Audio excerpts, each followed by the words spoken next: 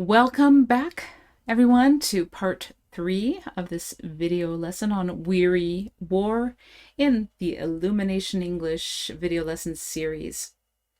In this lesson, we're going to have a knowledge check where you will see sentences with blanks in them, and you have to fill in the blanks with words, vocabulary words from the article that we read in part 1 and that we looked at in more depth in part 2. So if you haven't seen part 1 or 2, you should go back to those first.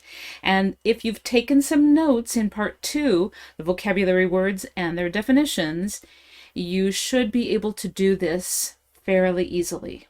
Let's get into it. Here's our first sentence.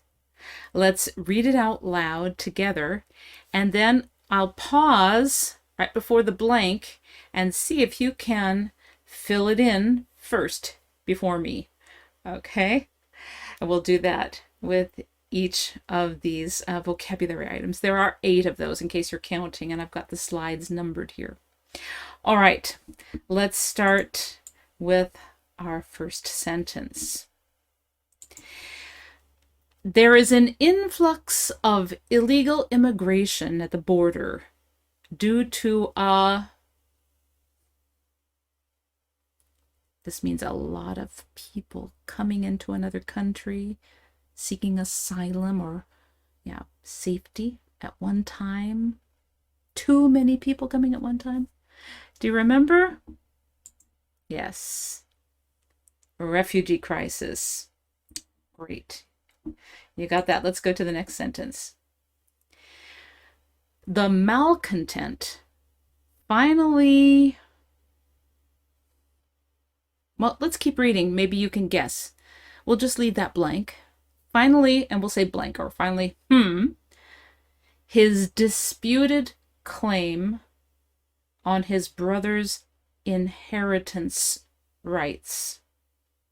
So there was maybe after somebody in the family passed away, and the children or the leftover perhaps were arguing about who was supposed to get what.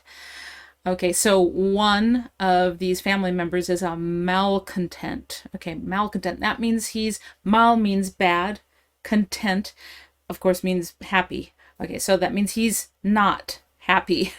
All right, so I guess he's maybe a troublemaker or something like that, and maybe he's disputing the inheritance or the will, contesting the will, so to speak.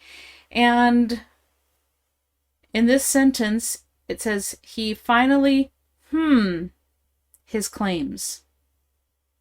What do you think? Right. He turned out to be not such a bad person after all. He finally relinquished, he gave up his fight for those inheritance rights. He relinquished his rights. Excellent. Let's go to the next sentence. Students who are caught cheating on the exam can expect not something really negative that's going to happen as a result of cheating. Yes, dire consequences. That means they're going to be punished somehow, severely punished if they're caught cheating. All right, let's go to the next sentence. Again, this blank is at the beginning, so let's just kind of pass over it and read the whole sentence. Our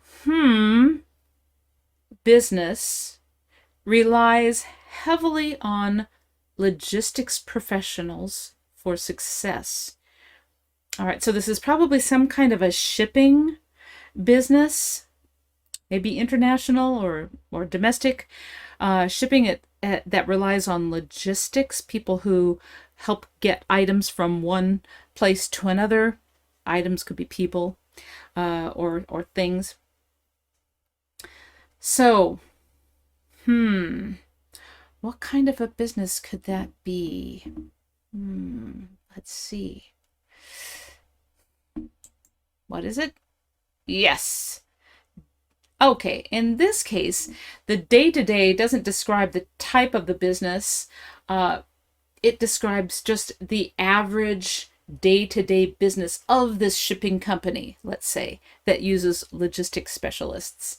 Okay, and logistics doesn't necessarily have to be shipping. It's used in many different kinds of industries, military as well. You've got logistics specialists because we're focusing in military contexts. You're looking at people who know how to move troops, all right, from one place to another. But it always has to do with movement of things or people. Okay, let's go to the next sentence. The foreman knew how to his crew of lazy construction workers. Okay, so the foreman on a construction crew, right, a group of construction workers, there's always one man who is, or woman, who is the boss, we'll say. Okay, so he gives the orders from the engineers or whoever's in charge over him.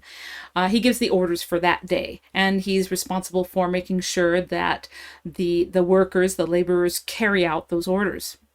Okay, so the foreman knew how to get his crew to do what they were supposed to do. Right, he knew how to deal with them, how to handle them. Great. Let's go to sentence 6. After his controversial tweet, there was a huge media. Okay, here is an example of this word I was talking about in part 2, where it can be used in different contexts, but it always means something bad is going to happen, a result. Okay, so he made a controversial statement in a tweet on Twitter, and there was in the media, social media, could also be television, radio, newspapers, there was a huge negative result. Do you remember that word? Right, fallout. Okay, in this case, it's not nuclear fallout. Okay, it just means a really negative consequence. In sentence 7, we'll definitely have to it here.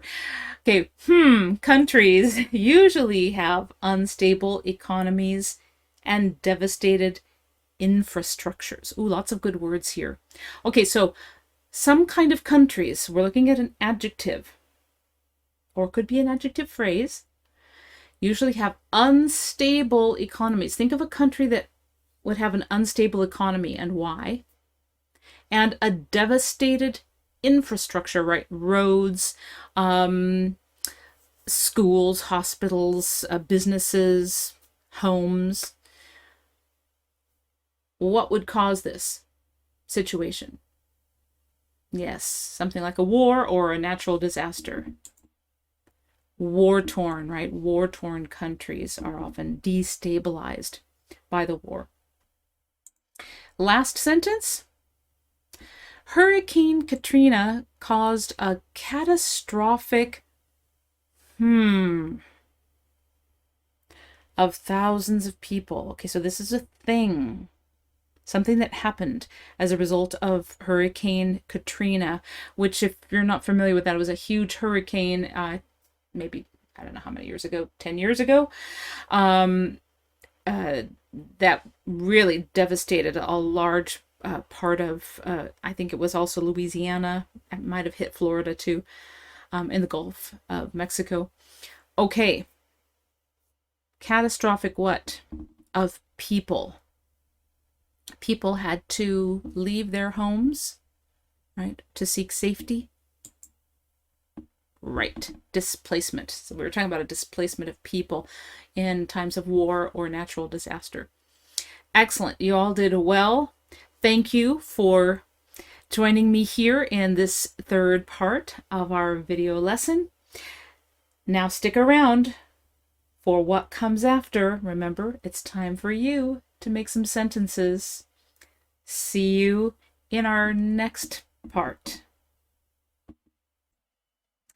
So, how did you do on the sentences? I hope you filled them all in correctly. And now it's time to invite you to write some sentences of your own using the target vocabulary from the article that we looked at in lesson 1 and also in part 2. So again, the first 10 viewers who type a sentence in the comment below, I will give feedback to those first 10 viewers, offering corrections or suggestions how you could improve the quality of your sentences. That's all for this lesson on Weary War.